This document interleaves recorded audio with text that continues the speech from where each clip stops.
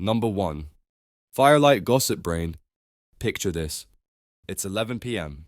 You're doom scrolling through social media while wrapped in a blanket burrito. Somewhere between a cat in a shark costume and your cousin's 4th gym selfie this week. Your brain starts buzzing with drama. Someone unfollowed you. Someone subtweeted something definitely about you. You're emotionally invested, mildly offended, and definitely not sleeping anytime soon. Congratulations.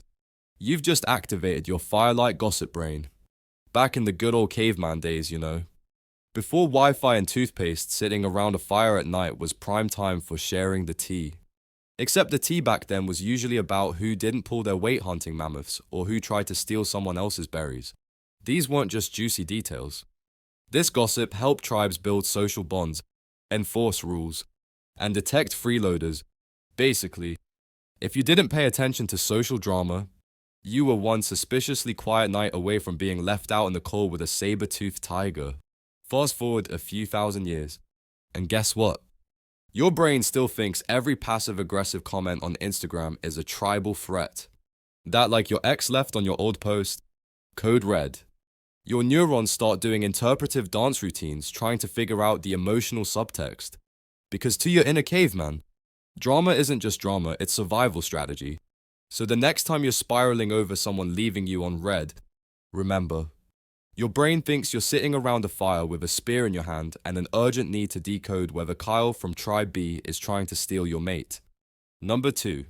Snack Hoarder Mode. You ever open the fridge? Stare at it for 10 full seconds. And grab cheese even though you're not hungry. Welcome to Snack Hoarder Mode, a feature your brain refuses to uninstall. See?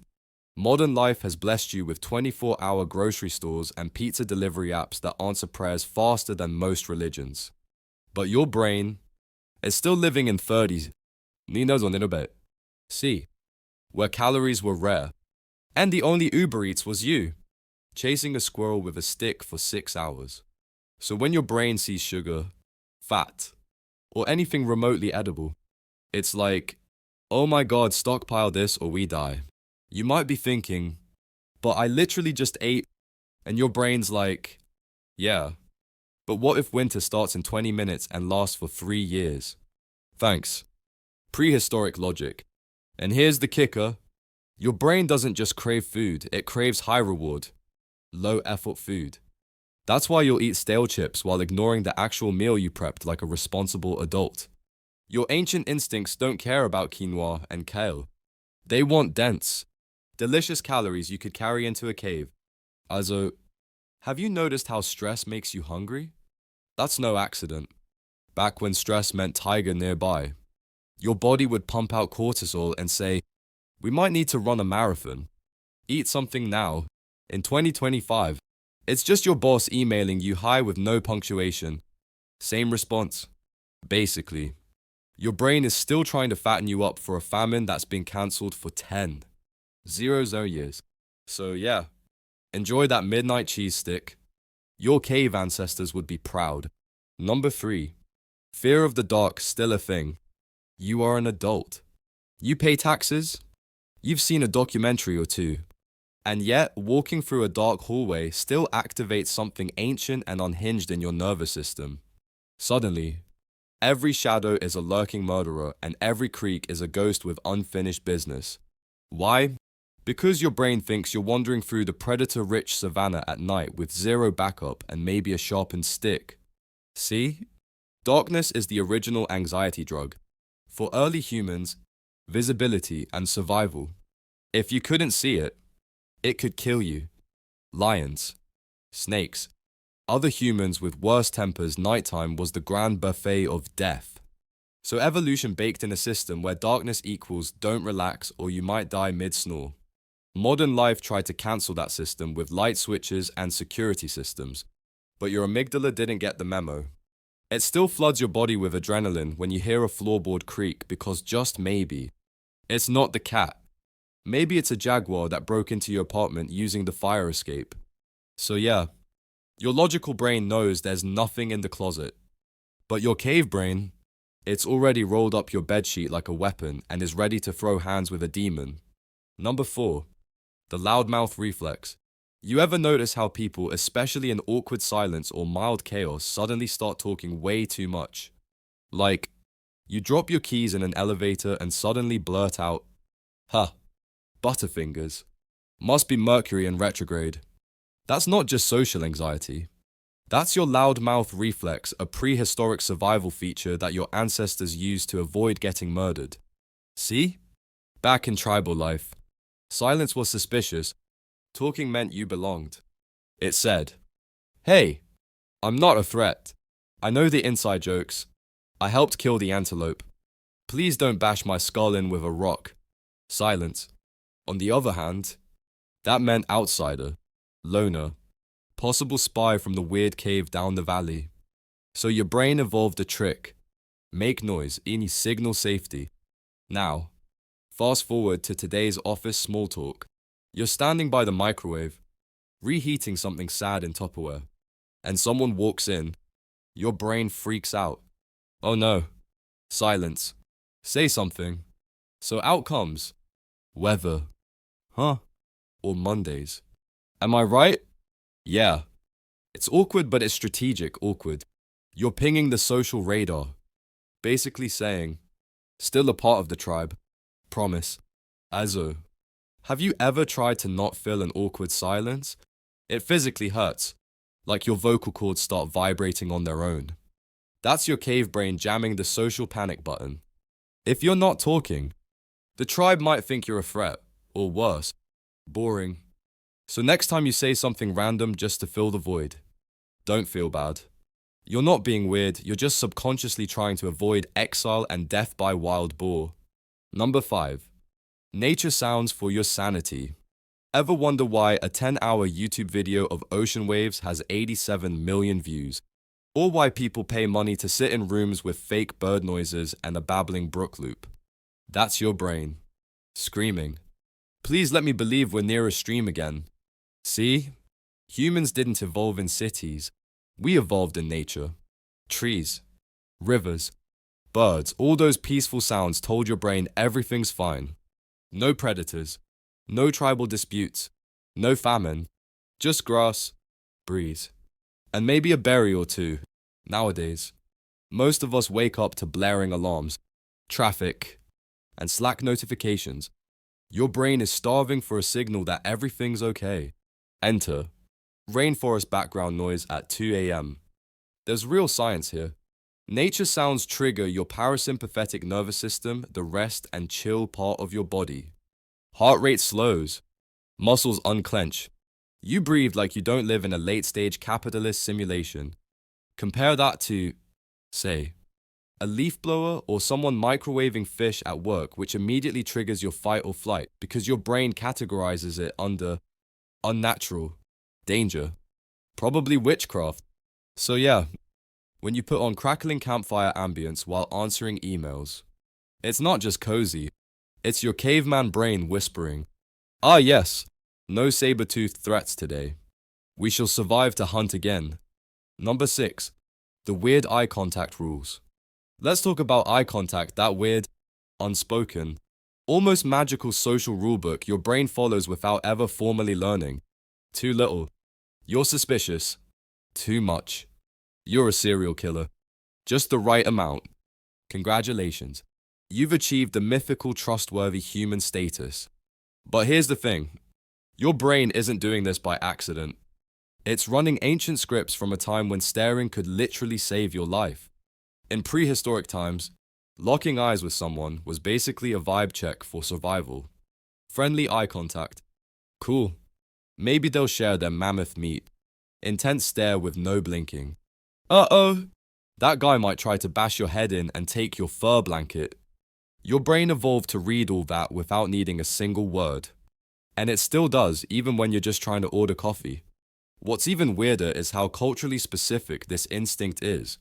In some places, too much eye contact is aggressive.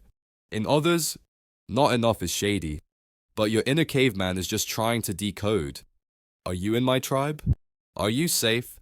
Can I trust you not to kill me over a cooked root? Azo. Ever try making eye contact during a Zoom call? Exactly. Your brain short circuits.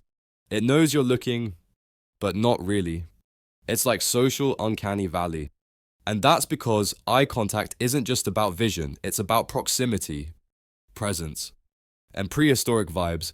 So the next time someone compliments your good eye contact, just know your ancestors would high five you. If they had high fives, which they probably didn't, but they might have aggressively nodded at you from across the fire. Number 7. Sudden noise panic. Okay, imagine this. You're just chilling watching a video, scrolling through memes, maybe half listening to a lo-fi playlist, then bam, a door slams, a car backfires, or your cat knocks something off the counter like the chaos goblin it is. Your body, full panic, heart racing, muscles tense, brain yelling incoming death. What just happened was a lovely little thing called the startle reflex, courtesy of your brain's permanent war mode programming. Back in ancient times, sudden loud noises always meant something bad. Predator ambush, rival tribe invasion, or a tree falling directly on your face. No headphones, no second chances. So your nervous system evolved to overreact immediately. We're talking milliseconds. Before you even register the sound, your adrenal glands are launching fight or flight chemicals like confetti. And even though the danger is now just your neighbor dropping a pan, your brain still treats it like a life or death event. Why? Because it's better to jump at nothing than not jump at the tiger. This is also why horror movies work so well. Your frontal lobe knows it's fiction, but your amygdala's like, nope, I've seen this before. It ends with being eaten. So yeah, next time you flinch like you've been shot because a glass fell over, don't feel weak. Feel evolutionarily optimized. Your ancestors flinched too. That's why you're here. Number 8. The invisible audience syndrome. Ever walked across a room and thought, everyone is watching me walk wrong? Or posted something online and then deleted it 5 minutes later because what if people think I'm cringe? Welcome to invisible audience syndrome, where your brain convinces you that you're the main character in everyone else's internal soap opera. Spoiler alert, you're not. But don't worry, this isn't narcissism. It's just that your cave brain really cares what the tribe thinks. Because back in prehistoric times, social approval wasn't just about likes and validation. It was about survival. If the group didn't like you, you didn't get food, or protection, or maybe even a place by the fire. Exile meant death slow, cold, awkward death where you try to wrestle a wolf for scraps. So your brain evolved to constantly scan for judgment. Even when none exists, it assumes people are watching you all the time. Even when they're just trying to remember if they fed their fish this morning. This is especially brutal during teenage years, when your self-conscious radar goes full nuclear. But even as an adult, the ghost audience lingers. You'll avoid dancing, public speaking, or even reaching too far for the ketchup, because somehow it feels like everyone's watching. Reality check. Most people are busy rehearsing their own imaginary audience. You're just an NPC in their anxiety loop. So yeah, your brain thinks you're being judged constantly, not because you're insecure, but because your ancestors survived by not being the weird one who got booted from the cave circle. Ironically, the only ones who aren't thinking about you are literally everyone else. Number 9. The I left the fire on feeling. You know that moment you leave the house, and suddenly you're convinced you left the stove on, the door unlocked, and your cat in charge of your finances, even though you double-checked everything. Your brain hits you with, but what if? This is the prehistoric security system known as hyper-obsession mode, and it's running 247 because your brain doesn't trust you at all. Here's why. Back in the ancestral days, forgetting something small could be fatal. Leave your spear behind. Dead. Forget to cover the food. Rot. Forget to plug the entrance with rocks. Now you've got bears. So evolution installed a loop, worry recheck survive, and modern life still triggers that loop even if the danger is just burning a frozen pizza.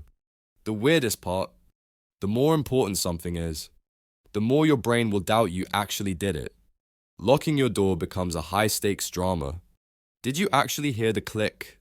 Or did you dream the click? Your memory gets overridden by imagined consequences. Like your house spontaneously combusting because of a toaster. This is also why people develop compulsive checking behaviors. Your brain is trying to feel safe through repetition, even if logic says everything's fine. But your amygdala's like, better safe than charbroiled. So next time you turn your car around just to recheck your curling iron, give yourself a break. It's not neurosis. It's cave brain trying to keep your cave from burning down. Number 10. The sleep when safe program. Let's talk about sleep, or more specifically, why your brain suddenly decides not to do it right when you need it most. You're lying in bed, lights off, ready to knock out, and then your brain's like, oh hey, remember that thing you said in 7th grade? Welcome to the Sleep When Safe program. Cut! Your brain's refusal to rest until it's absolutely sure you're not about to be murdered. See? In the ancient world, sleep was vulnerable time. No alarms, no locks, no soundproof apartments, just you, lying in the open like a snack with a pulse. So your brain developed a system. It only lets you fall asleep when it believes there's no immediate threat, which was useful when threat meant wolves or a rival tribe. Less useful when threat now means a text you forgot to reply to. Insomnia, especially the anxiety kind, is just your brain running a full diagnostic.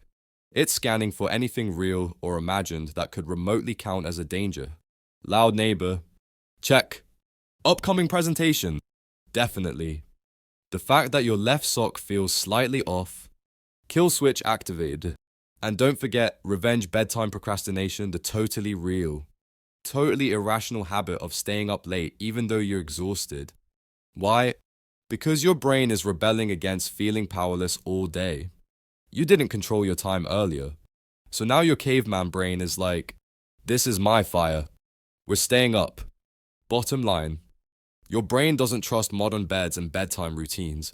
It wants to post a lookout, set a tripwire, and light a torch before it even thinks about REM. So when you're staring at the ceiling at 2:30, wondering why your body refuses to chill, just remember your cave brain is still guarding the entrance from absolutely nothing. Number 11. Groupthink none don't die. Ever been in a group where everyone agrees on something, and even though your gut says this is dumb, you nod along like a bobblehead on a roller coaster? That's not weakness, that's survival behavior. In ancient tribes, disagreeing with the group could get you labeled as trouble. And in a group of 30 people living on mammoth meat and mutual fear, being labeled as trouble was the fast track to getting exiled or speared. So your brain evolved to value group harmony over personal accuracy. Even today, when you're in a meeting and someone says, let's try using Comic Sans for the logo, and everyone agrees, your brain is torn. One part is like, what are you doing? The other's like, shh, stay in the herd. This is called groupthink. And it's so hardwired that people will go along with obviously wrong answers in experiments just to not rock the boat. And the reward, you get to stay in the group. You're still one of us. The brain loves that. Oxytocin, dopamine, social safety points. It's basically hitting the evolutionary jackpot. Of course.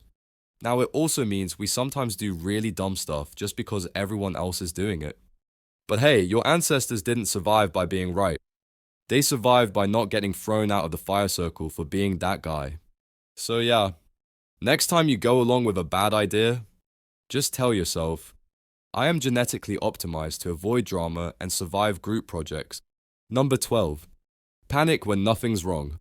You're in the middle of a perfectly normal day. Nothing's on fire. No one's yelling. Your inbox is mostly under control. And then out of nowhere, boom. Your chest tightens. Your heart races. Your brain floods with dread. What gives? Welcome to the panic for no reason reflex. Lovingly gifted to you by evolution. Back in ancient times, your brain's motto was, always be panicking, because missing one actual danger, say, a rustling bush that was secretly a leopard could mean instant death. So your nervous system evolved to err on the side of freaking out. Fast forward to today, and that same system is still on high alert. The only problem is, it doesn't really understand context. A vague email from your boss triggers the same ancient alarm bells as a charging warthog. And when your brain can't find the source of the danger, it panics harder. Because now it's like, okay, I'm clearly dying, but from what? That's when you spiral. You think you're having a heart attack, or going insane, or that your soul just rage quit your body. Congratulations, you're experiencing what psychologists call a false alarm panic. To your body, it's as if someone screamed fire in a crowded cave, but forgot to bring the fire. Even better, sometimes your own thoughts trigger it. You think something scary, then feel anxious, then notice you're anxious, which makes you think more scary thoughts, and just like that, you're trapped in a loop, sprinting around the inside of your own brain like a chicken in a haunted maze. The truth is, your panic system is ancient, over-caffeinated, and wildly overprotective. It's trying to save your life, even when your biggest threat is a delayed DoorDash order. So when it kicks in uninvited, don't fight it. Just remind yourself, thanks, brain. Really appreciate the survival instinct, but there are literally no tigers here. Number 13. The caveman craves a villain. Ever notice how your brain loves turning people into villains? Like, someone cuts you off in traffic and your brain instantly writes a 3-season Netflix drama about how they're the worst human alive. That's because your brain evolved to spot threats in the form of people, and it's still doing that. Even when the threat is just Sharon from accounting who talks too loud during Zoom calls. In tribal times, social dynamics were survival. You needed to know who was trustworthy, who might betray you, who was hoarding the dried berries, and who kept stealing your flint rocks. So your brain became a threat detection engine, constantly scanning for bad guys. And here's the twist. The brain actually gets a chemical reward when it identifies a villain. It makes everything simpler. It's not your fault the group project failed, it's because Todd sabotaged it. This makes life feel more predictable, which your cave brain craves, because unpredictability yam danger. Labeling someone as bad gives your brain the illusion of control. And that feels safe.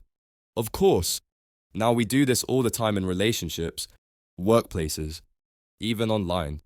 Instead of managing complexity or miscommunication, we villainize. It's faster. It's emotionally satisfying. It's evolutionarily lazy.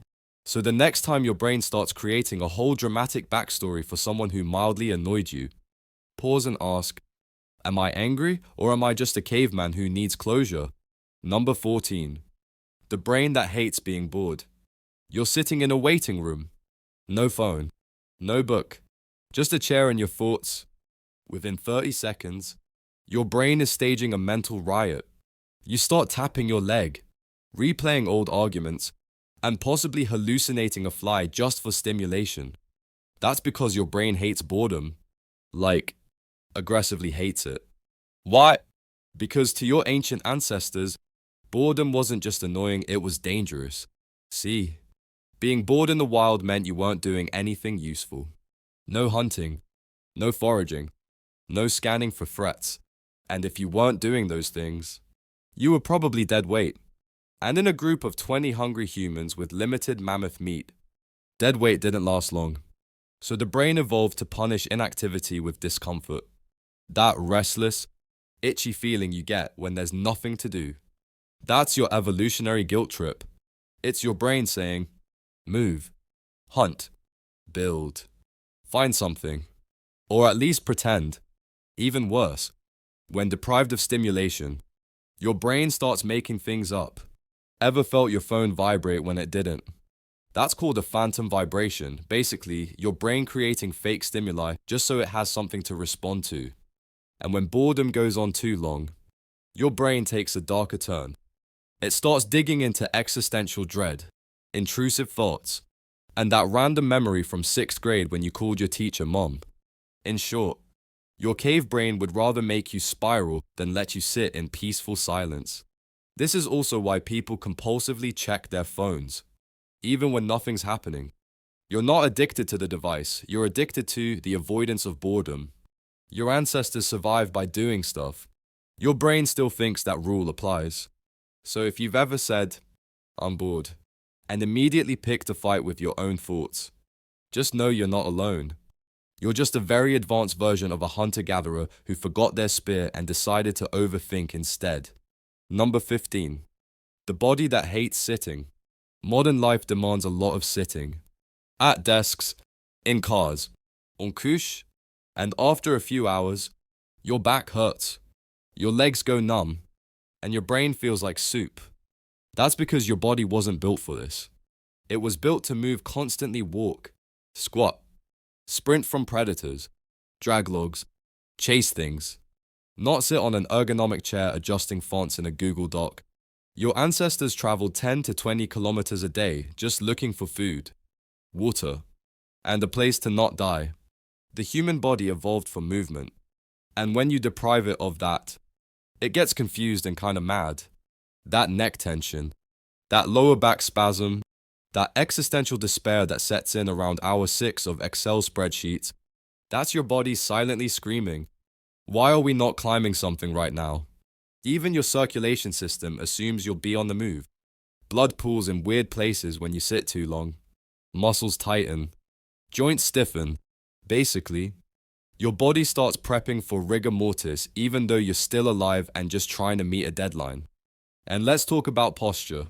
Your cave brain is like, we were not meant to be folded into a chair like a broken lawn gnome.